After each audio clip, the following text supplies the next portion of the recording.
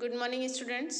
पिछली वीडियो में हम व्यंजन संधि के अंतर्गत अनुस्वार परसवर्ण संधि तथा दुटागम संधि इन दो संधियों का अध्ययन कर चुके हैं।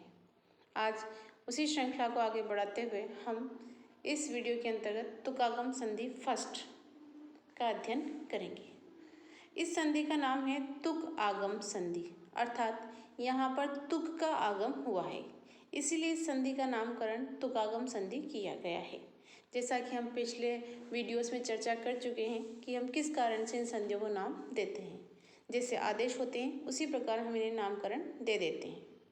तो पहली संधि है और जिसका सूत्र है शीतुक। शीतुक, देखिए सूत्र के अनुसार पदांत नकार को शकार परे रहते तुक का आगम होता है विकल्प से।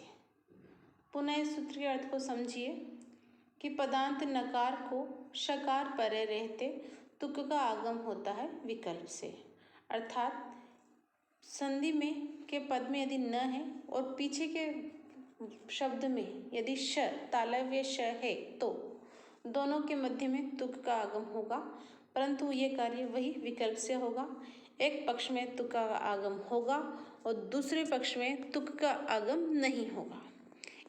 हम इस टेबल में देख सकते हैं। देखिए न प्लस तुक का आगम हो जाएगा यदि बाद में श का पद है तो।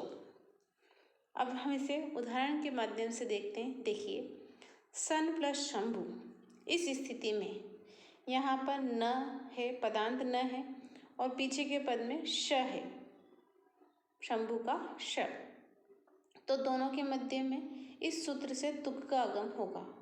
तब हमारे पास स्थिति होगी सन प्लस तुक प्लस शंभु। तुक में से उक भाग का अनुबंध लोप हो जाने पर हमारे पास स्थिति होगी सन प्लस त प्लस शंभु, यह स्थिति होगी।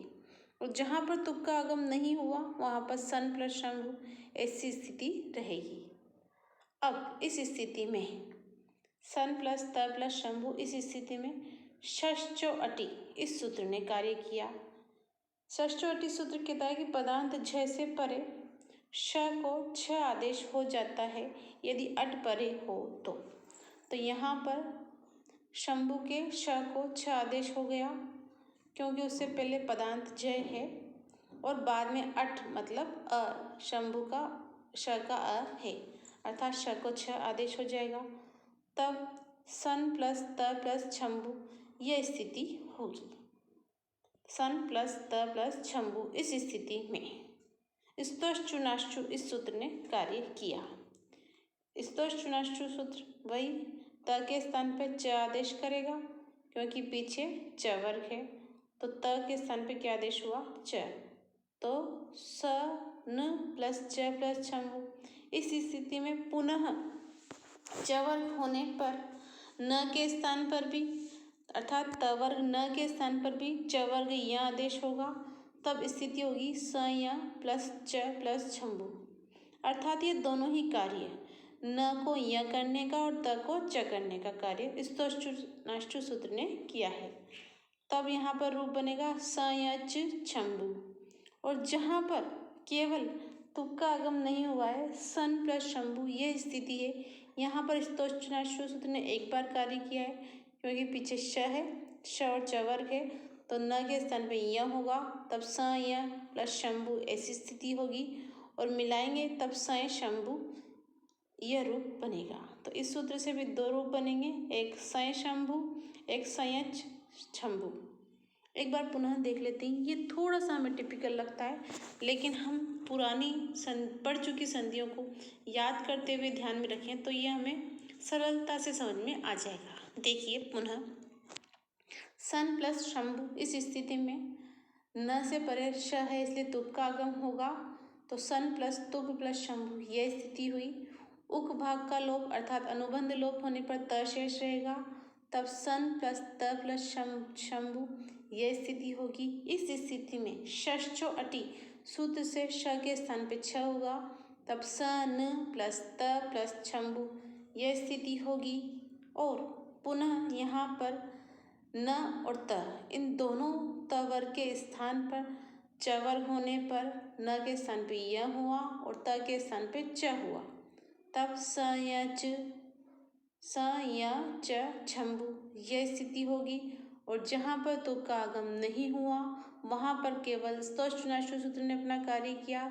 स और शंभु यह रूप हुआ और मिलाने पर स या छम्बु और स या शंभु यह रूप सिद्ध होगा।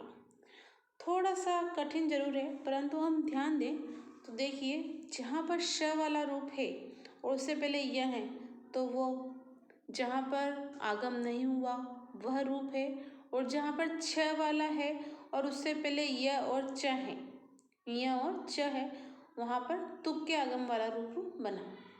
तो माइन्यूट सा ध्यान देने पर हमें इस अंतर का पता लग जाएगा। तो हम रूप देखकर, शब्द देखकर पहचान सकते हैं कि कहाँ पर तुक ने अपना कार्य, तुक का कार्य हुआ है और कहाँ पर तुक का कार्य नहीं हुआ। तुकिक कार्य होने के बाद ही अन्य कार्य होंगे। अब इस संधि में हम आगे की ओर बढ़ते हैं। तुकागम संधि सेकेंड। यहाँ पर भी काम तुक का हुआ है, अर्थात तुक का आगम हुआ है, लेकिन रूप थोड़ा सा अलग है सूत्र के अनुसार। देखिए छे च, सबसे पहला सूत्र है हमारा छे च। ये सूत्र कहता है कि ऋस्व से परे, अर्थात ऋस्व शब्द से परे छ हो तो, ऋस्व शब्द से परे छ हो तो तुक का आगम हो जाता है। यहाँ पर विकल्प नहीं है, अर्थात यह कार्य नित्य होगा।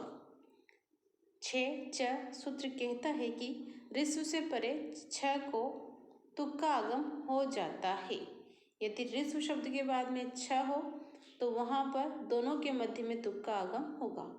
देखिए हम इसे उदाहरण से स्पष्ट रूप से समझ सकते हैं। शिव प्लस छाया, यहाँ पर शिव में ऋस्व अ है और पीछे के पद में छ वर्ण है, तो दोनों के मध्य में तुक का आगम होगा। तब स्थिति होगी शिव धन तुक धन छाया, उक भाग का लोप हो गया, तब शिव प्लस त प्लस छाया यह स्थिति हुई। अब यहाँ पर पूर्व के सूत्र कार्य करेंगे। सबसे पहले तकार के स्थान पे दकार आदेश हुआ, अर्थात झलाम जैसे इस सूत्र ने तीसरा वर्ण किया, तो शिव प्लस द प्लस छाया यह स्थिति हुई। अब आगे इस स्थिति में तवर्ग के स्थान पे वापस च वर्ग होगा। स्तोष्टनाष्ट सूत्र ने द के स्थान पे ज किया, तब शिव प्लस ज प्लस छाया ऐसी स्थिति हुई। अब यहाँ पर इस स्थिति में पहुँच जाने के बाद खरीच सूत्र अपना कार्य करेगा, तो ज के स्थान पे प्रथम वर्ण च होगा, तब क्योंकि पीछे छ खर वर्ण है, तो शिव प्लस च प्लस छाया ऐसी स्थिति हुई और मिलाएंगे तो शिवत छाया यह रूप बनेगा। इसमें थोड़ा सा हमें टिपिकल यूँ लग सकता है कि हम डायरेक्ट त के स्थान पे च क्यों नहीं कर सकते, अर्थात त वर्ग को च वर्ग कर दें और यहाँ पर दो स्टेप हम काट सकते हैं, नहीं। लेकिन हमने जैसे कि पहले पढ़ा है कि जो सूत्र पहले आ चुके हैं, जो सूत्र अपना कार्य करते हैं, उन्हें दर्शाना ही होता है। भले हमें उनका कार्य बाद में नज़र नहीं आए, परंतु हमें उन्हें लगाना होता है। इसीलिए ये सूत्र हमें लगाने होंगे कि पहले हम त वर्ग के स्थान पे द करेंगे झलाम जशंते से, फिर हम त वर्ग के स्थान पे च वर्ग स्तोष्टनाष्टु से, और फिर हम खरीच से अपना कार्य करेंगे। तो हम इस सिस्टम से ही सारे कार्य करेंगे, इस सिस्टम से ही करेंगे, तभी हमें विकल्प वाला पक्ष पता लग जाता है। इसीलिए हमें पूरे फॉर्मेट से ही यह कार्य करना होगा। पुनः आप देखिए शिव प्लस छाया, इस स्थिति में ऋस्व के बाद में छ होने पे तुक का आगम हुआ, तब शिव धन तुक धन छाया यह स्थिति हुई। शिव धन त धन छाया अनुबंध लोप होने पर त वर्ग के स्थान अर्थात त के स्थान पे द तीसरा वर्ण हुआ छलाम जशंते से शिव प्लस द प्लस छाया। इस स्थिति में स्तोष्टनाष्ट सूत्र से द के स्थान पे त वर्ग द के स्थान पे च वर्ग ज आदेश हुआ, तब शिव प्लस ज प्लस छाया यह रूप बना, और अंत में खरी च सूत्र से ज के स्थान पे प्रथम वर्ण च हुआ, तब शिव प्लस च प्लस छाया ऐसी रूप बना, और अंत में शिव छाया यह रूप बना। अब इसमें ही हम आगे की संधि का अध्ययन करेंगे। देखिए, इस संधि के अंतर्गत ही हमें एक सूत्र और है जिसका अध्ययन करना है। पदांताद वा सूत्र है पदांताद वा। यह सूत्र कहता है कि पदांत दीर्घ वर्ण से परे। अभी हमने ऊपर पढ़ा था ह्रस्व वर्ण से परे, यहाँ पर हम पढ़ रहे हैं दीर्घ वर्ण से परे। पदांत दीर्घ वर्ण से परे तुक का आगम हो जाता है छ परे रहते। स्थिति वही है विकल्प से। देखिए, अंतर यह है कि पहले वाले में ह्रस्व होना चाहिए था, यहाँ पे दीर्घ है। वहाँ भी बाद में छ होना चाहिए था, यहाँ भी बाद में छ है।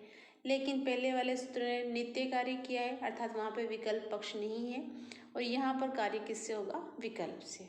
सिर्फ अंतर यह है कि कार्य विकल्प से होगा, और पहले वाला सूत्र ह्रस्व को करता है और ये दीर्घ को करता है।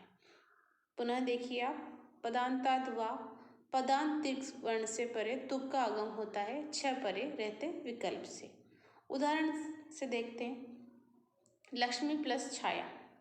यहाँ पर लक्ष्मी में दीर्घ वर्ण है, छ बाद में है, तो वही तुक का आगम होगा लक्ष्मी प्लस तुक प्लस छाया। तुक का त शेष रहा, लक्ष्मी प्लस त प्लस छाया। अब वही पुनः वही सिचुएशंस होंगी। त के स्थान पे द होगा, लक्ष्मी प्लस द प्लस छाया झलाम जोशंते से। फिर द के स्थान पे ज होगा, लक्ष्मी प्लस ज प्लस छाया स्तोष्णाष्टु से। और जकार के स्थान पे चकार प्रथम वर्ण होगा खरीच से, लक्ष्मी प्लस ज प्लस छाया, और रूप बनेगा लक्ष्मी छाया। और जहाँ पर तुक का आगम नहीं हुआ वहाँ पर ये दोनों शब्द ऐसे ही मिल जाएंगे, लक्ष्मी छाया। तो इन दोनों सूत्रों के अंतर्गत त बीच में आया है, अर्थात जहाँ पर छाया छ वर्ण वाला बाद में हो तो वहाँ पर हम बीच में तुक का आगम करते हैं। और तो दीर्घ वर्ण से पहले दीर्घ वर्ण बाद में हो तो ये कार्य विकल्प से होगा, और ह्रस्व वर्ण हो तो ये कार्य नित्य होगा। शिव छाया में कोई भी विकल्प वाला रूप नहीं है, जबकि लक्ष्मी छाया में विकल्प वाला रूप है। अंतर मात्र यहीं पर है।